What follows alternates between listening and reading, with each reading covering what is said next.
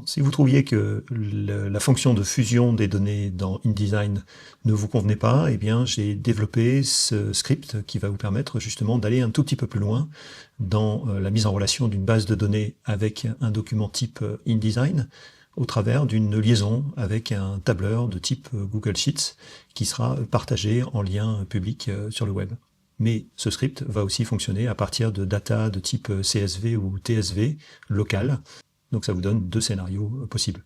Alors ensuite, ce script qui s'appelle VDP Maker Pro, eh bien, va être livré en fait avec deux scripts en deux parties. La première partie va être en fait le moyen de lier les différents blocs qui sont présents sur votre document. Donc on va l'exécuter dans un premier temps. Il va nous demander si ce sont des ressources locales ou des ressources à distance. Eh bien, je vais aller chercher ces ressources à distance, mais avant cela, je vais vous présenter justement la structure du tableau avec les différentes caractéristiques justement de ces données. Alors, il va vous falloir au minimum quand même une colonne avec un identifiant unique. Ça vous permettra plus tard de mettre en place également un système de mise à jour. Vous avez des colonnes traditionnelles et vous avez des colonnes un petit peu spécifiques, notamment ici avec l'arrobase, qui dédiera justement cette colonne à un contenu de type image. Vous en avez un autre ici. Vous en avez une autre ici.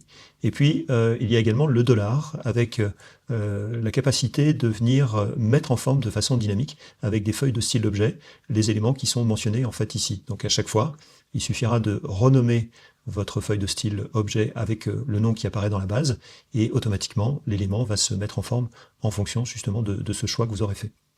Alors, la particularité aussi de ce script, par rapport à l'outil justement de fusion de données natif d'InDesign, c'est que dans la version native, vous étiez obligé de mettre le chemin, et ce qui posait des difficultés justement quand on passait de Mac à PC ou quand vous déplaciez justement les photos ou les images dans un autre dossier. Et donc forcément, le chemin avait changé.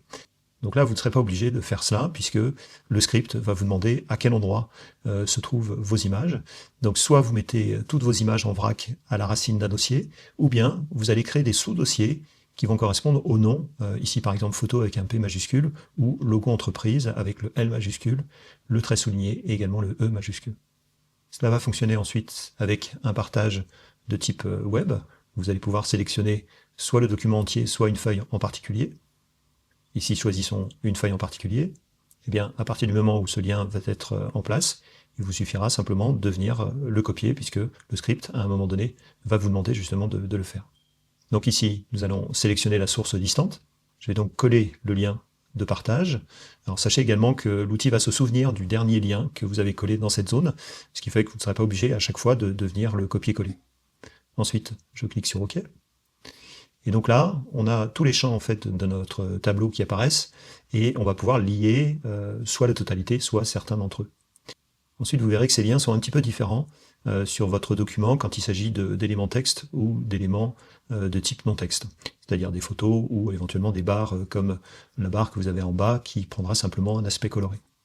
Et cet aspect coloré est directement lié, c'est ce que je vous disais tout à l'heure, à la colonne de votre tableau et à la feuille de style d'objet qui lui est associée. Donc ici, par exemple, décidons de venir sélectionner ce bloc image. Je vais y mettre dedans la photo. Je clique sur lier au bloc. Alors rien ne se passe sur le bloc. Par contre, eh bien, dans la fenêtre intitulée de script que vous aurez dans le menu fenêtre utilitaire, eh bien, vous verrez ici @photo et ça correspond bien au dossier qui nous intéresse.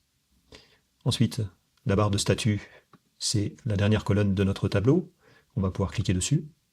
Si éventuellement vous étiez trompé de type de lien, eh bien sachez que vous pourrez aussi, vous voyez qu'ici on a un intitulé qui ne correspond pas du tout à ce que l'on veut, eh bien le bouton délier va vous permettre de supprimer justement cette information et de venir sélectionner ensuite un autre intitulé qui vient se mettre à jour dans la zone ici intitulée de script. Ensuite, eh bien, on va associer des blocs de texte, par exemple, au nom d'entreprise, et ensuite au poste occupé. Mais ce qui est intéressant également, c'est que si vous connaissez le nom des champs de votre base de données, eh bien vous allez pouvoir les écrire entre accolades. Donc par exemple ici, je vais mettre une chaîne qui va me permettre d'avoir le prénom, un espace et le nom. Alors vous voyez qu'ici les éléments sont écrits en majuscule, tout simplement parce que j'ai aussi associé ce bloc et les éléments à un style de paragraphe, mais si je reviens à sans style, je vais trouver mes balises écrites normalement telles que je les ai saisies au départ. Voilà, donc ça va être la mise en place, donc je n'ai plus besoin de ce script, je vais le mettre ici de côté. Et ensuite, je vais lancer justement le vrai script qui, lui, va fusionner les informations. Donc à nouveau, je double-clique, je vais chercher ma source externe, je colle à nouveau le lien de cette même feuille Google Sheets, je clique sur OK. Ensuite, cette fenêtre eh bien, va mentionner justement le champ unique, à données uniques, donc l'ID par exemple ici, que je vous indiquais, qui était la première colonne de notre tableau. Et ensuite, en dessous, eh bien, vous aurez aussi le choix, soit de ne pas filtrer et de prendre la centaine d'enregistrements qu'il y a dans le tableau initial, ou bien de choisir également une zone filtrée. Donc à partir du moment où vous allez sélectionner un champ, eh bien, la liste parent va vous lister tous les éléments qui sont apparus une fois. Si on prend par exemple le statut, eh bien, à nouveau, vous voyez qu'on a un statut différent. Donc ici, on va sélectionner simplement entreprise et aller identifier une entreprise en particulier dans ce tableau initial. Autre particularité également de cette fonction, le fait de pouvoir embellir le texte. Donc s'il y a du texte qui est mal écrit, par exemple des majuscules oubliées à des prénoms ou à des noms de famille, par exemple, eh bien, ces informations seront automatiquement corrigées. Sauf si, évidemment, vous venez décocher cette case. Ensuite, quand on va lancer le script, l'étape d'après, ça va être de lui indiquer l'endroit où se trouvent justement les photos.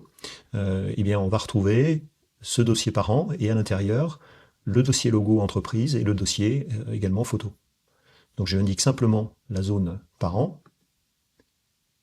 Et ensuite, eh bien, dernière étape, soit la fusion, vous la gardez et vous venez ensuite abandonner la notion d'exportation en PDF, ou bien vous dites je me suis trompé et je supprime finalement tout ce que j'ai fait et je garderai simplement la première page, et à ce moment-là, je peux, le cas échéant, relancer une fusion. Si l'objectif c'est de venir exporter, eh bien ce script, VDP Maker Pro, ne va pas générer un fichier PDF avec les 100 enregistrements de la base de données, mais va faire en fait 100 fichiers individuels qui vont se construire en fonction du profil PDF que vous aurez enregistré. Laissons le premier. Ensuite, cette fenêtre vous permettra aussi de nommer dynamiquement les fichiers qui vont être générés. Donc pour cela, eh bien, je vais pouvoir sélectionner dans la liste ici, par exemple, le nom de famille. Donc je vais mettre ici un séparateur, nom, et je viens à nouveau mettre un séparateur et le prénom. Ensuite, j'exporte. Je lui indique ensuite le dossier dans lequel il doit exporter. Et je lance l'exportation. À la fin, il me demande si, une fois cet export terminé, eh bien, je veux supprimer les pages InDesign en dehors du gabarit. Si par contre, je réponds non, je vais conserver les informations. Donc j'ai bien le résultat de la fusion qui apparaît en dessous, avec, vous voyez, les éléments du bas qui vont changer de couleur en fonction du statut. Ce qui est intéressant, c'est que cet outil ne fait pas que fusionner une seule fois. L'intérêt, c'est que vous allez pouvoir mettre à jour vos informations. Par exemple, on s'aperçoit qu'il y a une faute dans le nom de famille. Eh bien, je vais pouvoir corriger cela et venir ensuite changer également le prénom de cette personne. Je retourne dans InDesign. Alors, la mise à jour ne se fera pas forcément automatiquement. Il faudra un temps nécessaire pour que la synchronisation se fasse côté Google Sheets, c'est-à-dire la mise en ligne de la nouvelle version. On peut tester pour voir si c'est opérationnel. Donc là, il nous demande si on veut supprimer les informations présentes sur le document. Alors, si vous répondez oui, ça veut dire que vous repartez de zéro avec un gabarit seulement, donc le contenu de la première page. Si vous répondez non, eh bien, c'est là qu'interviendra justement cette notion de mise à jour. Donc il vous dit, à ce moment-là, si vous voulez relancer une fusion, il faut réidentifier à nouveau la source. Vous restez sur le même identifiant unique, vous filtrez comme on l'a fait tout à l'heure sur l'entreprise et vous remettez la même entreprise.